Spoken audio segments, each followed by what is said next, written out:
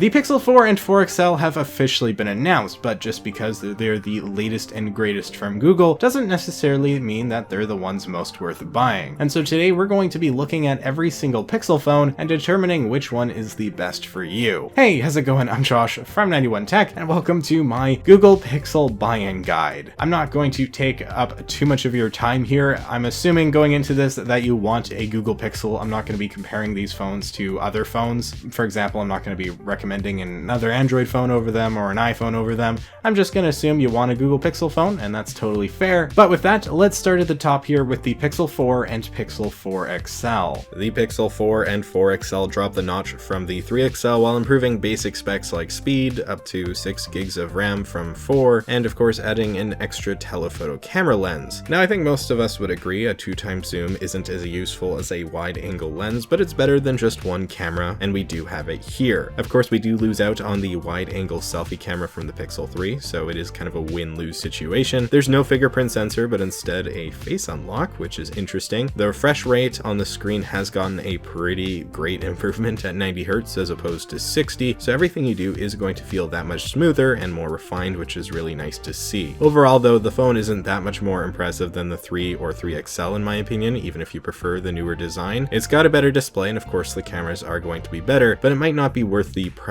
jump over buying a Pixel 3 or even the 3A. The Pixel 4 starts at $799 with only 64 gigabytes. I would say that's a bit overpriced for what you get, which is why I would probably recommend going for one of the older Pixels now that they're getting cheaper. This brings us to the Pixel 3A if we're going by release date, but I'll come back to that one after we talk about the Pixel 3 and 3 XL. The 3 and 3 XL weren't without their controversy. The 3 was fine, but the 3 XL had that ridiculous notch, and it was justifiably made fun of to no end. It is something you get used to. Yes, it's a terrible design choice, but if you use the 3 XL for a while, you'll eventually stop caring about it. The Pixel 3 and 3 XL may have a leg up over the 4 in a few ways. The ultra-wide selfie cam, if that's something you want, for example, front-firing speakers, which are pretty darn good, a very fast fingerprint sensor, if that's something you would prefer over Face ID, or what is essentially Face ID, and best of all, the Pixel 3 and 3 XL are now quite a bit cheaper. The smaller one starts at $499, and the bigger 3 XL starts at $599. Honestly, I would buy these over the Pixel 4 right now. They're significantly cheaper and not a whole lot worse. That's just my 2 cents, but now let's go over the Pixel 3A. The 3A and 3A XL were released in mid-2019 as mid-range, cheaper options to the 3 and 3 XL. While they might be plastic and are overall cheaper, they also have the same camera as the Pixel 3 as well as the headphone jack. That said, they are lower spec and do of course feel cheaper. Plus, they actually aren't that much less money, with the smaller 3A starting at $399 and the XL starting at $479. Again, the Pixel 3 starts at $499, so for $100 more you get the better phone. If you want to save money, you're not losing that much with the Pixel 3A, and you get the same good camera, but I do think it's worth a bit more just to get the better model. And now we come to the 2017 Pixel 2 and Pixel 2 XL. The Pixel 2 was launched mostly pretty positively. It still had large bezels, but that was okay because it was the cheaper option to the 2 XL, a phone that wasn't without its controversy, as is Pixel tradition. The Pixel 2 XL screen isn't good. It's good on paper, but in practice it has a pretty gnarly blue tint to it that's kind of hard to get around. However, you can get used to it, and I've heard it's gotten better with time and software updates, and when you take pricing into account, it might be worth the drawbacks. The Pixel 2 XL camera is still really good, and while it isn't as good as the 3 or 4, it can take really nice photos, which I'm mentioning because you can find the 2 XL for around $200 used or refurbished on eBay.com. Personally, I think that's a killer deal, and definitely one looking into if you're hoping to save some money. I would not buy the smaller Pixel 2 anymore. They aren't as common and they don't look nearly as modern, but if you find one for a killer deal, I wouldn't blame you for picking it up. The Pixel 2 XL is a surprisingly great choice right now, and I'd say that you're looking at another year or two of Android support. I'd be shocked if it didn't get Android 11 next year, as it runs 10 pretty well, but there are no guarantees of that. And last but not least, we have the first Pixel and Pixel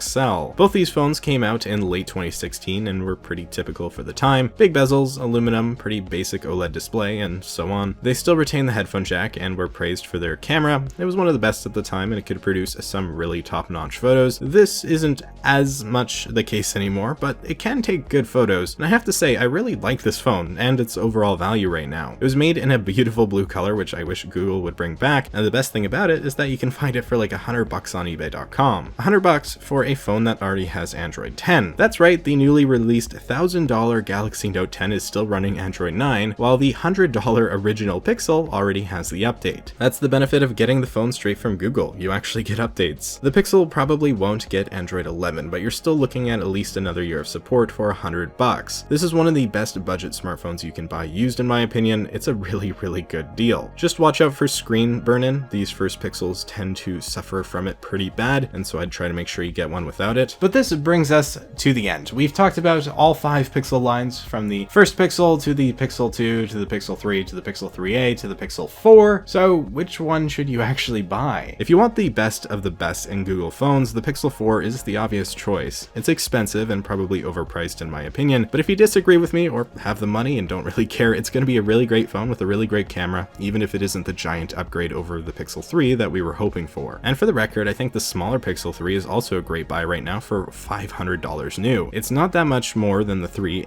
and it gives you an awesome camera with personally my favorite Pixel design they've made. If you're okay with going used or refurbished, I would get the Pixel 2 XL. It still has 4GB of RAM, a great camera, and only costs around $200 on eBay.com. That's a price that's hard to beat on the used smartphone market, especially with Android 10. If you're on a really tight budget, the first Pixel XL is pretty much a no-brainer. $100 for a phone that can run Android 10 is insanely good value, and although the phone has a bit of an older design, it's held up mostly well and can absolutely be a great phone even 3 years later. Overall, I do think the Pixel 2 XL is the best value right now if you're okay with buying used or refurbished. $200. That's insanely good for a smartphone, and it isn't much worse than the Pixel 3 or even 4 in all honesty. If you're buying new, the smaller Pixel 3 I think is a great pickup, and the $300 you'll save from not getting the 4 is probably worth it. Here's the thing, Google Pixels do not retain their value. I'm not completely sure why this is in all honesty, but the fact that you can already find a Pixel 2 XL for $200 should show how quickly prices get dropped. I would never buy the Google Pixel brand new simply because again, they don't hold their value, especially in comparison to say iPhones. I think used or refurbished is the way to go here. If you can get a good deal on contract, it's definitely worth considering, but if you're wanting the best bang for your buck, eBay or Craigslist or etc. is really your best answer. You can get the latest Android experience at a fraction of the cost of most smartphones nowadays, and again, the benefit of a Google phone is that you'll actually be using Android 10, unlike most Android phones shipping right now. And with that, I'm pretty much done here. If you found this video helpful or perhaps interesting, maybe hit that like button and consider subscribing for more content just like this. You can follow me over on Twitter and Instagram at 91_tech if you want to for some reason. And with that all being said, I'm Josh from 91 Tech, and I will see you all next time.